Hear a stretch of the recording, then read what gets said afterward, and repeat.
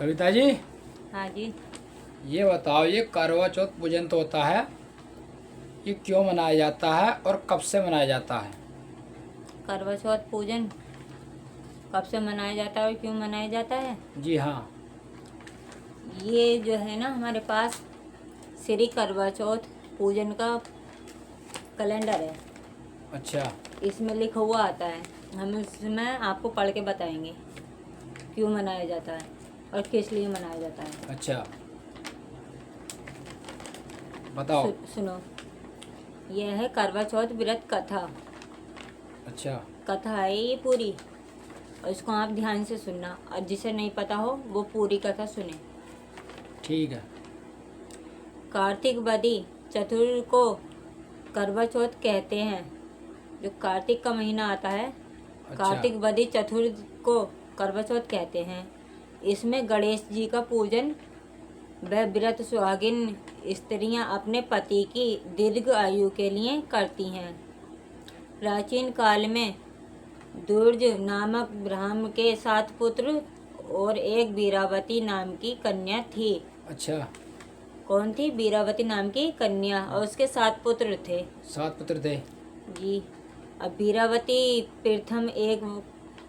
प्रथम बार करवा चौथ व्रत के दिन भूख से व्याकुल हो पृथ्वी पर मूर्छित होकर गिर पड़ी। अच्छा। सब भाई यह देखकर रोने लगे।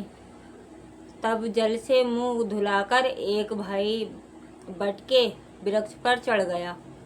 जो बट का वृक्ष होता है, पेड़ होता है, अच्छा। तो बट के वृक्ष पर चढ़ गया। ठीक।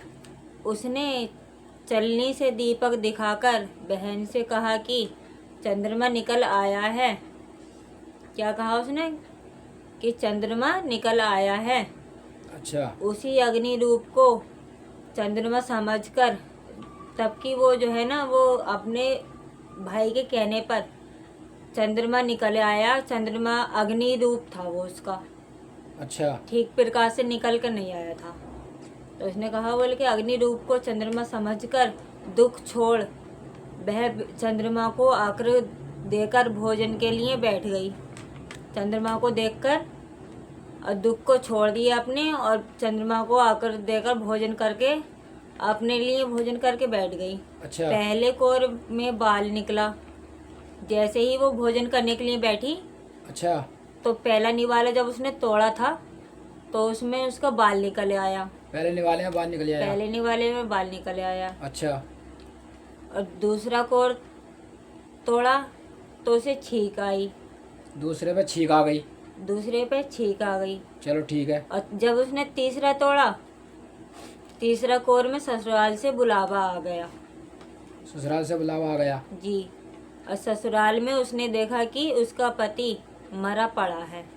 ससुराल में उसका पति मरा पड़ा है। मरा पड़ा है। अच्छा। संजोग से वह इंद्राणी आई और उन्हें देखकर विलाप करती हुई वीरावती बोली कि हे माँ, यह किस अपराध का फल मुझे मिला है? अच्छा। वीरावती कहती है कि ये किस अपराध से मुझे फल मिला है? प्रार्थना करते हुए बोली कि मेरे पति को जिंदा कर दो। अच्छा। इंद्राणी ये कोई देवी है। अच्छा। तो उसने कहा कि तुमने करवा चौथ का व्रत बिना चंद्रमा को अर्घ दे दिया, मतलब चंद्रमा ठीक से निकला नहीं, और तुमने उसको अर्घ देकर, मतलब जो पूजन किया था, अच्छा। वो कर कर तुमने पहले ही अपना व्रत खोल लिया। मतलब जब तक चंद्रमा पूरा नहीं निकले, जब तक व्रत नहीं खोलना चाहिए। जब तक व्रत नहीं खोलना चाहिए। उसने पहले ही खोल लिया, हल्का सा दिखाई दे तो। हाँ। अच्छा। तो यह सब उसी के फल से हुआ है। ठीक। उसके फल से हुआ है ये सब। ठीक। अतः अब तुम 12 माह के चौथे के व्रत का, करवा चौथ का व्रत को श्रद्धा और भक्ति से विधि पूर्वक करो। अब 12 महीने के चौथे व्रत को करवा चौथ रखना तुम। अच्छा। उसने, इंद्राणी ने कहा। श्रद्धा रूप से भक्ति करने लगी वो। अब तुम्हारा पति पुनः जीवित हो उठेगा। अच्छा। उसने कह दिया बोले कि अब तुम्हारा पति पुनर्जीवित हो उठेगा जब तुम ये 12 महीने के बाद जो चौथा व्रत आया तो तुम ये करना। अच्छा।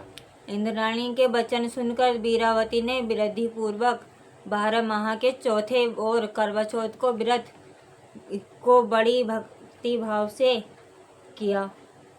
उसने इंद्राणी ने जैसा कहा वैसे उसने करा वीरावती ने। अच्छा। अपने 12 महीने के चौथे और करवा चौथ को व्रत रखा और भक्ति भाव से किया और इन व्रतों के प्रभाव से उसका पति पुनः देवता दशरथ जीवित हो उठा।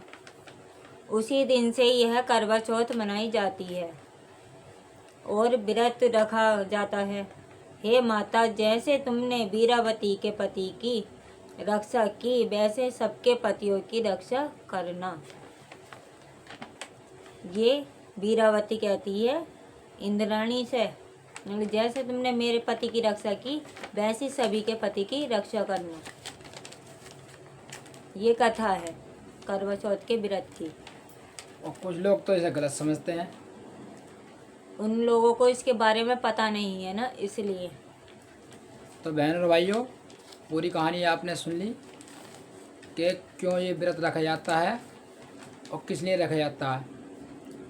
अगर पूरी वीडियो देखी हो आपने और अच्छी लगी हो तो वीडियो लाइक करें, शेयर करें, चैनल पहली बार आए चैनल सब्सक्राइब करें। मिलते हैं अगली वीडियो में। धन्यवाद।